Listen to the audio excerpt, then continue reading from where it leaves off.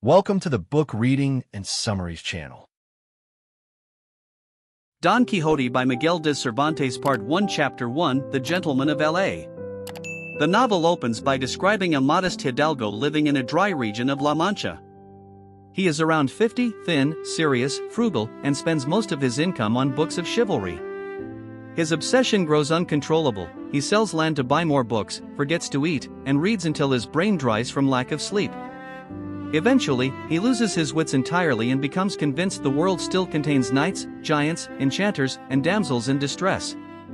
He decides to become a knight-errant himself. He cleans rusty armor from his great-grandfather, renames his old, emaciated horse Rocinante, and chooses a noble title for himself, Don Quixote de la Mancha. A knight needs a lady, so he selects a peasant girl, Aldonza Lorenzo, renaming her Dulcinea del Toboso, imagining her as a princess whose beauty inspires all his future deeds. Chapter 2 Don Quixote sets out. Without telling anyone, Don Quixote sets out early one morning. He is thrilled by the thought of being officially knighted but soon realizes he has never been formally made a knight. He decides the first person he meets must dub him. He encounters an inn, but his imagination transforms it into a castle. Two prostitutes outside appear to him as noble ladies. They humor him, laughing behind his back. The innkeeper plays along after realizing Don Quixote is harmlessly insane. Don Quixote insists he must be knighted immediately. Chapter 3 The Dubbing Ceremony. Don Quixote insists on standing vigil over his armor in the courtyard, a tradition from old chivalric romances. He places his armor on a water trough, which angers the muleteers who try to move it. Don Quixote attacks them, causing chaos. The innkeeper, wanting him gone, performs a parody of a knighthood ceremony. Using a ledger as a book of chivalry, he taps Don Quixote with a sword and pronounces him a knight. Don Quixote leaves proudly, believing the innkeeper is a noble castellan. Chapter 4 Don Quixote's First Rescue. On the road, he hears a boy crying. A farmer is beating his servant for losing sheep. Don Quixote, convinced this is a classic scene of oppression in chivalric lore, confronts the farmer and forces him to swear he'll release and pay the boy. The moment Don Quixote leaves, the boy is beaten worse than before. Next, Don Quixote meets merchants traveling to Murcia. He demands they swear Dulcinea is the most beautiful woman in the world. When they hesitate, he charges only to be knocked down when Rocinante stumbles. The merchants beat him and ride away. A neighbor finds the bruised knight and brings him home. Chapter 5 Return Home. While unconscious, Don Quixote mutters lines from chivalric books. Villagers recognize his madness. His housekeeper, niece, priest, and barber worry over him. He claims sorcerers attacked him and insists Dulcinea is proud of his deeds. They try to reason with him, but his delusion is unshakable. Chapter 6 The Great Book Burning. The priest and barber decide the root of Don Quixote's madness is the books filling his library. They conduct a mock trial, judging each book. Many romances of chivalry are thrown into a bonfire, while others are spared for amusing reasons. The housekeeper seals the library and says an evil enchanter took it away. Don Quixote believes her. Chapter 7 Preparations for the Second Sally. After recovering, Don Quixote plans a second sally. This time he persuades a simple farmer, Sancho Panza, to accompany him as squire. Sancho's motivation is clear. Don Quixote promises him an island to govern. Sancho brings food and his donkey, Dapple. Don Quixote instructs Sancho in the rules of knighthood. They leave at night, better supplied, but no less misguided. Chapter 8 The Windmills.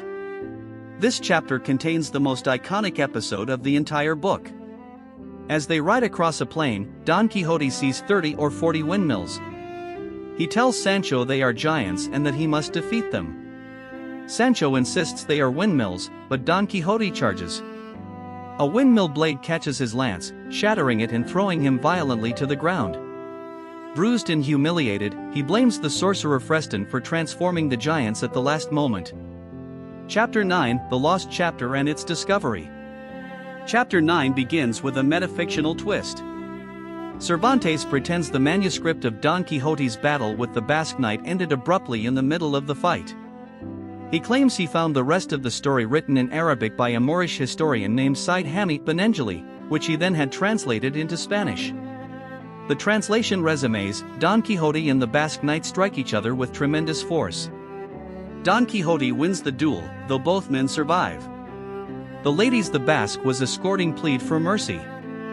Don Quixote grants it on the condition they present themselves before Dulcinea. Chapter 10, Sancho questions chivalry. Don Quixote and Sancho continue traveling. Sancho, troubled by the dangers they face, asks why they don't carry money or supplies like normal travelers. Don Quixote explains that famous knights in stories never did so, but Sancho's practical advice persuades him to accept that money and clean shirts are useful. Don Quixote describes the glory of knighthood and assures Sancho he will one day govern an island. Sancho grows more hopeful. Chapter 11, The Goatherd's Feast. The pair encounter goatherds who offer them hospitality. Don Quixote eats with them and delivers a long speech romanticizing the golden age of humanity, when justice and freedom reigned. The goatherds politely applaud, not understanding much. A young goatherd sings a mournful love song, foreshadowing the next episode. Don Quixote praises him and speaks again of Dulcinea. Sancho tries to explain that Dulcinea is just Aldonza, but Don Quixote calls him ignorant. They all sleep peacefully under the stars. Chapter 12, The Death of Chrysostom.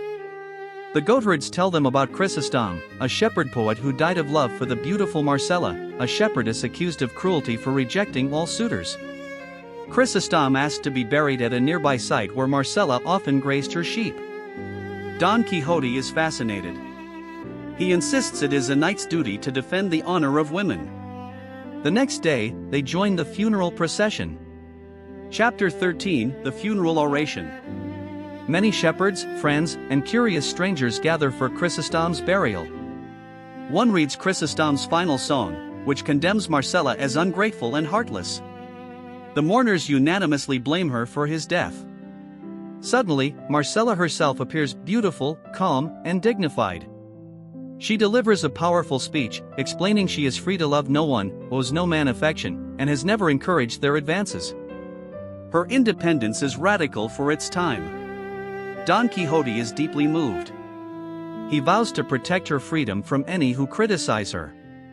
Marcella leaves, the shepherds argue but say nothing against Don Quixote.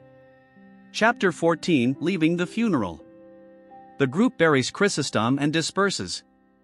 Sancho, hungry, steals food while Don Quixote dreams about Marcella's noble spirit. Don Quixote reflects on women's virtue, offering elaborate commentary that clearly mirrors ideals from his romances. Sancho listens patiently, though confused. At night they get lost, traveling through the Sierra Morena. Chapter 15, The Yanguesans. Sancho's donkey and Rocinante swell with courage, or foolishness, when Rocinante wanders toward mares owned by Yanguas and mule drivers. The mare tenders beat Rocinante with clubs, and Don Quixote attacks in defense of his horse. He and Sancho are terribly beaten, one of their worst thrashings. Helpless, they lie on the ground for hours, unable to move. Sancho begs Don Quixote to believe that these attackers were no giants or enchanters, just angry muleteers. Don Quixote reluctantly agrees but reminds Sancho that knights must endure suffering. They struggle onto their animals and push on slowly. Chapter 16, The First Inn they think is a castle, again. They reach an inn, the same one from earlier, but Don Quixote insists again it is a castle. The innkeeper recognizes them and decides not to contradict their fantasies. A friendly servant girl, Maritornes, agrees to meet a carrier that night. Don Quixote mistakenly believes her visit is intended for him, the lady of the castle responding to his virtue. In the dark, he reaches for her, chaos erupts. The carrier attacks him. The guests awaken. A massive brawl breaks out in the pitch-black inn. People punch and strike blindly. Don Quixote is pummeled. When a policeman arrives and demands silence, Don Quixote explains with great dignity that he fought giants and enchanters. The innkeeper, knowing his madness, nods politely. They rest, badly injured. Don Quixote insists the castle is enchanted and that such turmoil is normal for knights. Chapter 17, The Balsam of Firebrás. Don Quixote wakes bruised and aching from the chaotic brawl at the inn. Convinced he has been enchanted and beaten by invisible foes, he orders Sancho to prepare the Balsam of Fireabras, a legendary healing potion from chivalric romances. Don Quixote believes this magical drink can heal any wound. They mix ingredients oil, wine, salt, and rosemary into a vile concoction. Don Quixote drinks a large amount, vomits violently, sleeps for hours, and wakes feeling somewhat better, pure coincidence. He interprets this as proof of the balsam's divine power. He forces Sancho to drink it too. Sancho becomes even sicker, vomiting and sweating in agony. Don Quixote insists this proves the remedy works differently for different people. Before leaving, Don Quixote tries to pay the innkeeper with promises of future glory, claiming knights-errant never carry money. The innkeeper, tired of their nonsense, demands payment. Don Quixote refuses, rides away triumphantly, and leaves Sancho behind to settle the bill. The innkeeper's guest sees Sancho, throw him in a blanket, and toss him repeatedly into the air. Chapter 18, Sancho's Anger. Sancho catches up with Don Quixote bruised, dizzy, and humiliated. He describes the blanket tossing in painful detail. Don Quixote blames sorcerers for Sancho's suffering. Sancho is not convinced but stays loyal. They travel again, and soon spot two armies approaching one another. Of course, they are not armies, just drovers of sheep. Don Quixote charges, believing he is witnessing a great battle between legendary kings. The shepherds pelt him with stones. He loses teeth, and Sancho must drag him away. Don Quixote blames the magician Freston again for transforming the armies into sheep. Chapter 19, The Dead Body and the Holy Brotherhood. The pair come across a funeral procession of clerics carrying a body. Don Quixote believes they are kidnappers transporting a captive nobleman against his will. He attacks them, scattering the terrified priests and servants. Sancho loots their belongings after the crowd flees. Don Quixote forbids stealing, but Sancho insists knights in stories always take spoils from defeated enemies. Don Quixote is forced to explain that priests and clerics are exempt. The policemen of the Holy Brotherhood later learn of this incident and begin searching for the Mad Knight. Chapter 20, The Nocturnal Sounds. As night falls, Don Quixote and Sancho hear strange rhythmic noises. Sancho panics, imagining devils or monsters. Don Quixote claims knights must face danger bravely and decides to investigate at dawn. Sancho begs him to wait, clinging to Rocinante's tail to stop him. They argue all night. Don Quixote spends hours giving philosophical lessons on courage, fear, and destiny. In the morning, the terrible noises turn out to be a fulling mill, a simple machine used to pound cloth. Sancho bursts into laughter. Don Quixote is humiliated but pretends he knew all along. Chapter 21, The Golden Helmet of Mambrino. While traveling, they see a man wearing a shiny brass basin on his head to protect it from rain. Don Quixote believes it is the legendary helmet of Mambrino, worn by a knight of great renown. He charges and easily knocks the terrified barber off his mule. The barber runs away. Don Quixote triumphantly takes the basin, insisting it is a magical helmet deformed by enchantment. Sancho tries to explain it's a shaving basin, but Don Quixote silences him. They now possess a magical helmet of great importance. Chapter 22, The Galley Slaves. This chapter is one of the most famous and one of the most disastrous. Don Quixote and Sancho encounter a chain gang of prisoners being taken to the Spanish galleys. Don Quixote asks each prisoner about his crimes. One stole clothing. One was a pickpocket. One was a trickster poet. One was sentenced for love affairs. And the last one, Ginés de Pasamonte, is a notorious con man who has written his own autobiography. Don Quixote decides they are victims of injustice and must be freed. Despite Sancho begging him not to interfere, Don Quixote attacks the guards. Chaos erupts. The prisoners escape and immediately turn on Don Quixote and Sancho, pelting them with stones. Ginés steals Sancho's donkey, though he returns later in the book. Don Quixote insists the freed men must go to Toboso and present themselves to Dulcinea. The criminals laugh and vanish. Sancho tells Don Quixote that helping criminals will bring only trouble. He is proven right. Chapter 23, Into the Sierra Morena. To avoid the Holy Brotherhood searching for them, Don Quixote and Sancho flee into the wild mountains of the Sierra Morena. Along the way, they find a bag containing clothes, gold coins, and love letters written by a distressed man. They soon encounter the man himself, Cardenio, a broken-hearted nobleman hiding in the mountains. Cardenio tells a tragic story of betrayal involving his beloved Luscinda, his treacherous friend Don Fernando, and heartbreak so deep it has driven him mad. When Don Quixote interrupts with irrelevant commentary about Queen Madasima, a character from his romances, Cardenio flies into a rage and attacks everyone before disappearing into the wilderness. Chapter 24, Cardenio's Full Story. They find Cardenio again calmer. He tells the full story. Cardenio loved Luscinda since childhood. Her father supported the match. He traveled to Don Fernando's estate. Don Fernando, already engaged to a farmer's daughter, seduced Luscinda. On Cardenio's return, he learned that Luscinda had been forced to marry Don Fernando. Luscinda fainted during the ceremony, a dagger hidden in her clothes, leaving a letter saying she would die before betraying Cardenio. Cardenio fled to the mountains, heartbroken and half-mad. Don Quixote promises to avenge Luscinda's honor, even though she is not present. Cardenio disappears again into the rocks. Chapter 25, Don Quixote's Mad Penance. Moved by chivalric romances, Don Quixote decides he must perform penance in the wilderness, imitating knights like Amadis of Gaul. He chooses a remote section of the Sierra Morena and tells Sancho he will go mad with grief, all in honor of Dulcinea.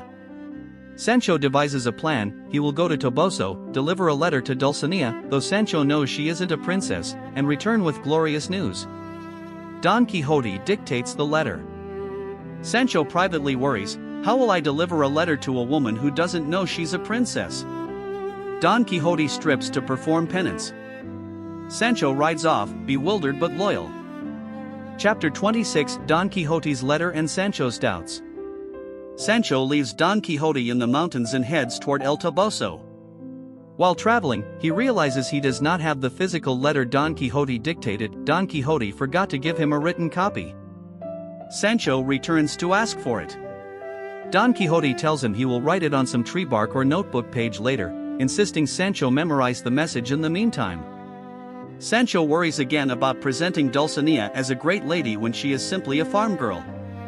Don Quixote performs more ridiculous penance, rolling around naked among the thorny bushes and composing melodramatic verses in Dulcinea's honor. Chapter 27, The Priest and Barber Find Cardenio. Meanwhile, the priest and barber from Don Quixote's village set out to rescue him. They encounter Cardenio wandering the mountains half-crazed. After calming him, he recounts additional details of his life and again loses control emotionally. The priest and barber sympathize but continue searching for Don Quixote. They plan a disguise to lure him out of his madness. Chapter 28, Dorotea's Story. The priest and barber discover a young woman dressed as a boy, Dorotea. She tells her tragic story. She is the daughter of wealthy but humble farmers. Don Fernando, the same man who betrayed Cardenio, seduced her, promising marriage. Once she surrendered to him, he abandoned her. When she confronted him, she learned he planned to marry Luscinda. Dorotea fled, disguised herself as a man, and has been wandering ever since. Her story perfectly aligns with Cardenio's. The priest and barber see an opportunity. Chapter 29, The Invention of the Princess Mycona. The priest creates a clever plan to lure Don Quixote out of his penance. Dorotea will pretend to be a princess named Mycona, from the fictional kingdom of Mycomicon. She claims an evil giant named Panda Philando has conquered her land, and only Don Quixote can save her. Dorotea agrees, happily embracing the role. The barber disguises himself as her squire. Sancho returns, telling everyone about Don Quixote's madness and his bizarre penance. When Sancho sees Dorotea dressed as a royal princess, he becomes excited, believing she is real. Chapter 30, Sancho is confused about Dulcinea. Sancho leads the group to Don Quixote's location. Before arriving, the priest and barber pressure Sancho to keep Dulcinea's identity secret. Sancho accidentally reveals that Dulcinea is not a noblewoman but a farm girl. Don Quixote becomes furious, accusing Sancho of blasphemy and ignorance. When the Princess Micomicona arrives, Don Quixote immediately abandons his penance and vows to defend her kingdom from the giant. Sancho is delighted, believing Don Quixote will earn great rewards and he himself will get closer to the promised island. The group begins traveling toward the princess's kingdom, which is really just the road back toward the inn where the priest and barber plan to capture Don Quixote. Chapter 31, Sancho's delusions about Dulcinea. As they travel, Don Quixote privately asks Sancho about Dulcinea's reaction to his letter. Sancho panics and makes up a story. Dulcinea was threshing wheat when he arrived. She smelled less like a princess and more like straw labor. She ordered Don Quixote to return. She sent blessings and encouragement. Don Quixote refuses to believe she was threshing wheat, claiming sorcerers must have disguised her to deceive him.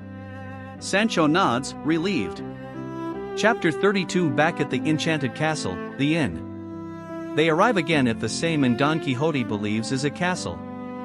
The innkeeper recognizes him and Sancho and immediately becomes wary. The priest chats with the innkeeper's wife about books, and she produces a popular romance about the knight-errant and Cortadillo, one of Cervantes' own earlier literary creations. This chapter becomes a metafictional satire on chivalric novels. Sancho fills the innkeeper in on their adventures, and the innkeeper decides to humor them, hoping to avoid conflict. Meanwhile, a cage and oxen are prepared secretly. The priest and barber plan to transport Don Quixote home by claiming he has been enchanted. Chapter 33, the story of Anselmo, the man who tested his wife. The priest reads aloud a manuscript found in the inn, El Curioso Impertinent, the impertinently curious man. This is a long self-contained story. Summary of the inserted tale. Anselmo, a wealthy man, doubts his wife Camilla's loyalty. He convinces his friend Lothario to test her faith by seducing her. Lothario reluctantly agrees but ends up genuinely falling in love with Camilla. Camilla reciprocates. Anselmo is deceived by both, believing everything is fine. Eventually, Camilla and Lothario elope. Anselmo discovers the truth and dies of grief. Camilla dies in a monastery, Lothario dies in battle. Don Quixote sleeps through this entire story, exhausted from recent events. Chapter 34, the end of Anselmo's tale. The inn guests debate the morals of the tragic inserted story. Some blame Anselmo for creating the situation. Some blame Lothario for dishonoring his friend. Some blame Camilla for betraying her vows. Don Quixote wakes at the end, claiming knights-errant never concern themselves with tales of jealousy. He begins to lecture but soon returns to his dreams of Dulcinea and the Princess Micomicona. Chapter 35, the fight with the wineskins. This is one of the funniest scenes in Part 1. At night, Don Quixote awakens dreaming that he must slay the giant panda Philando to help Princess Micomicona. Still asleep and hallucinating, he draws his sword and attacks large wineskins hanging in the inn storeroom. The skins burst, spilling wine everywhere. Don Quixote believes he has slain the giant. The innkeeper is furious, these were expensive wines. He beats Sancho in anger, blaming him for Don Quixote's madness. The priest and barber attempt to calm the innkeeper, promising payment. Meanwhile, Don Quixote proudly describes how he destroyed the giant. Dorotea plays along, my kingdom is saved. The scene ends with everyone exasperated except Don Quixote, who remains triumphantly delusional. Chapter 36, all threads begin to meet. With the inn full of travelers, the priest continues reading the inserted tale when suddenly several new guests arrive, among them a woman veiled in traveling clothes and a man in distress. Their presence interrupts the reading, and the innkeeper assigns rooms. Dorotea, still pretending to be Princess Micomicona, continues her performance for Don Quixote. The barber maintains his disguise as her squire. Don Quixote promises her justice and vows to defeat the giant panda Philando. Everyone patiently plays their roles, watching the madness unfold. Chapter 37, Don Quixote defends women. The newly arrived pair, the veiled woman and the distressed man, fight loudly. Don Quixote intervenes, declaring that he must protect women from aggression. He delivers a long speech asserting that knights-errant exist chiefly to defend women's honor. The inn guests quietly admire the courage underlying his insanity, noting that his heart is noble even if his mind is confused. Chapter 38: A digression on soldiers versus scholars. Don Quixote delivers an elaborate lecture comparing the lives of scholars and soldiers. He concludes that soldiers endure greater suffering than any profession, and thus knights-errant deserve the most honor. Although his reasoning is muddled, the inn guests are impressed by his eloquence. Sancho, however, is simply tired and hungry. Chapter 39: The captive story begins. The veiled woman reveals her identity when the distressed man, a mysterious traveler, is persuaded to tell his story.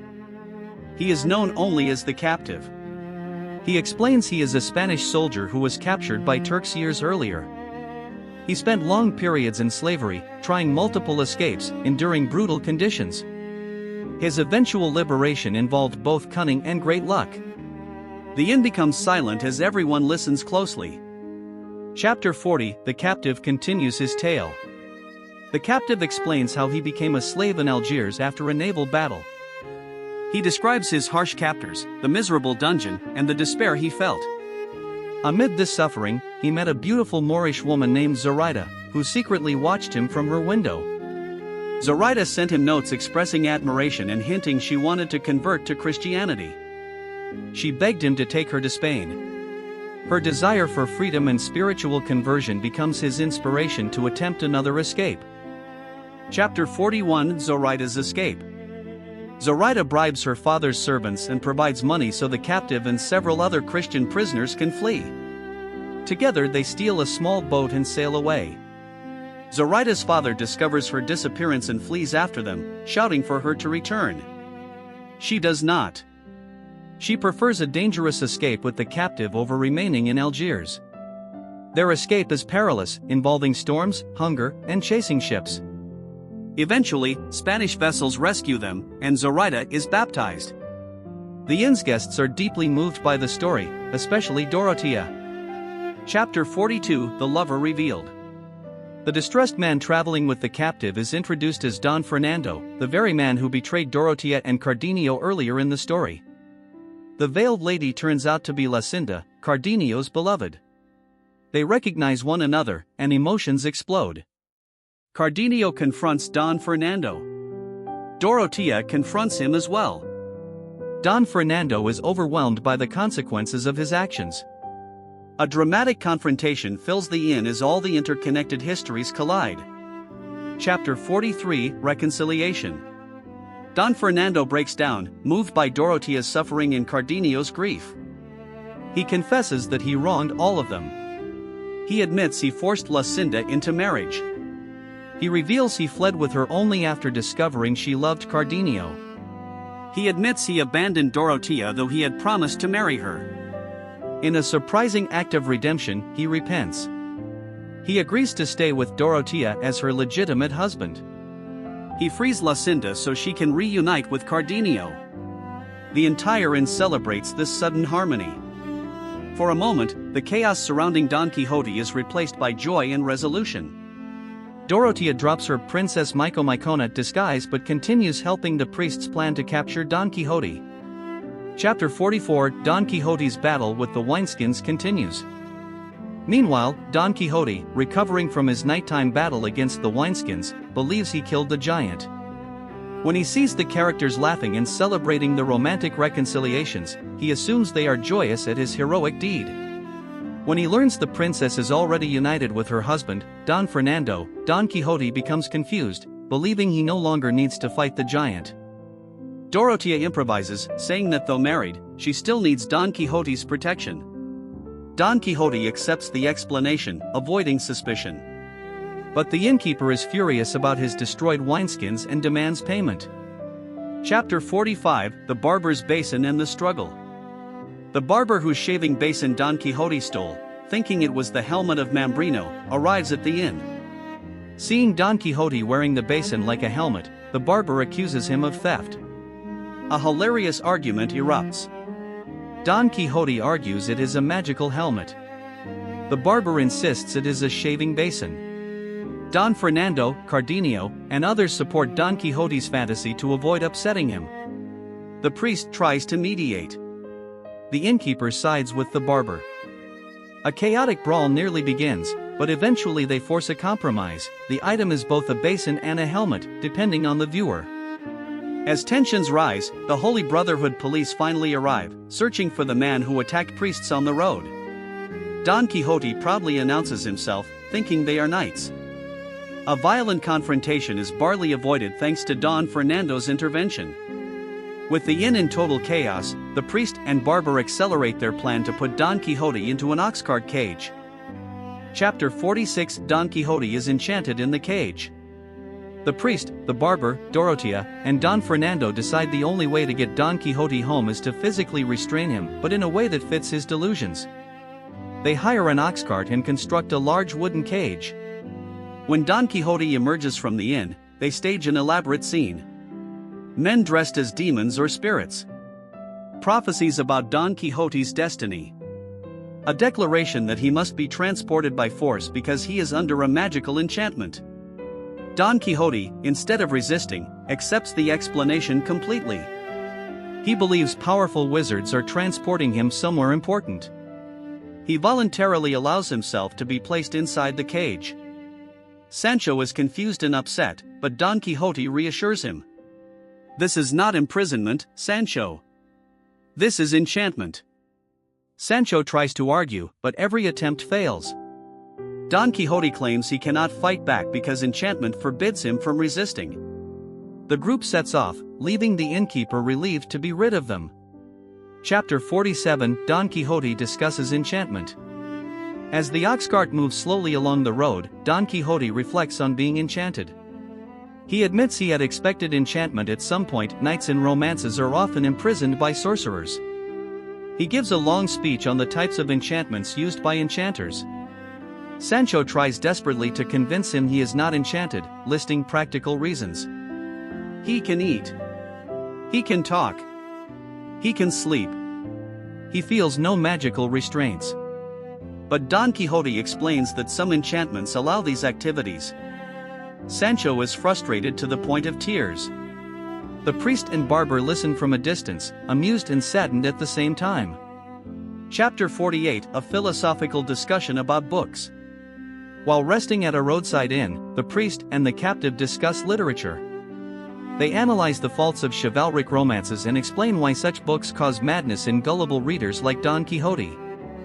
The priest argues that romances could be worthwhile if written honestly, with moral instruction, rather than wild fantasies.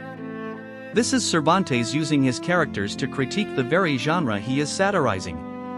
Sancho, meanwhile, worries about his master's humiliation. He is torn between loyalty and doubt. Chapter 49 Don Quixote defends knight-errantry. During the journey, the priest tries to persuade Don Quixote that knight-errantry is impractical, outdated, and fictional. Don Quixote responds with a passionate defense. Knights-errant are protectors of the weak. They fight injustice. They keep honor alive in a corrupt world. They are essential to society's moral health. Even the priest is impressed by the eloquence of his speech, though he still believes Don Quixote is mad. Sancho listens proudly, believing his master speaks like a king. Chapter 50 Sancho demands his island. Sancho becomes increasingly worried that the enchantment is a trick to rob him of his promised reward. He demands reassurance that he will still receive the governorship of an island. Don Quixote solemnly promises again. He praises Sancho's loyalty and intelligence, calling him a future governor of great wisdom. Sancho beams with pride, temporarily satisfied. This chapter highlights Sancho's blend of gullibility and practicality. He is not a fool, but he believes because he wants to. Chapter 51 Sancho talks to the canon. The group encounters a canon, a church official, traveling to Seville. The canon is cultured, educated, and friends with the priest. He speaks with Don Quixote at length. He condemns chivalric romances as absurd, arguing, they are full of impossible events. They lack realism and logic. They are poorly written and encourage foolishness. They distort values and morals. Don Quixote responds passionately, claiming that the world should be as knights imagine it. He believes the truth of the soul matters more than literal truth. The canon is impressed by his intelligence but laments the madness controlling it. That night, Don Quixote is taken out of the cage to relieve himself. When the canon's servants try to play a prank on him, he reacts by attacking them. This leads to yet another chaotic nighttime fight. Sancho barely manages to avoid getting hurt. Chapter 52, the end of Part 1. On the road the next morning, Ginés de Pasamonte, the criminal Don Quixote freed earlier, steals Sancho's donkey for the second time, further worsening Sancho's misery. Finally, the group reaches Don Quixote's village. The priest and barber bring Don Quixote into his home while he is still in the cage. His niece and housekeeper are horrified but relieved to see him alive. Don Quixote remains convinced until the final line of the chapter that he is under a magical enchantment. He tells everyone that once the spell is broken, he will return to knight-errantry. Sancho tells the neighborhood children that his master is a knight of great renown and that he himself will soon be governor of an island. The narrator concludes Part 1 by insisting that no other writer should ever dare continue the story, a humorous request that Cervantes himself breaks with the publication of Part 2. Subscribe to the channel to motivate us to create more useful videos.